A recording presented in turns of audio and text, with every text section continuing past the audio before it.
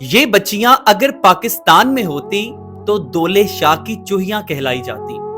कोई बंदा इन्हें ले जाता और इनके नाम पे भीख मांगता या इन्हें किसी दरबार पे बिठा दिया जाता। लेकिन ये दो बहनें सोशल मीडिया पे कंटेंट बनाती हैं और इनके 2.5 मिलियन से ज्यादा फॉलोअर्स भी हैं। ये दोनों बहनें अपने घर का सारा कामकाज भी करती हैं, घर से बाहर भी जाती हैं। इनका काम व्लॉग्स बनाना है, वर्जिश करना, खाना बनाना, ये सारी चीजें इनके कंटेंट में शामिल है। कोई भी इनसे भीख नहीं मंगवाता, ना इन्हें हकारत की नजर से देखा जाता है। लोग इन्हें पसंद भी करते हैं और इनकी हिम्मत को सलाम भी पेश करते हैं। अब मेरा आपसे सवाल है कि जरा सोच के देखें, अगर ये बच्चियां पाकिस्तान में होती तो इनके साथ क्या होता।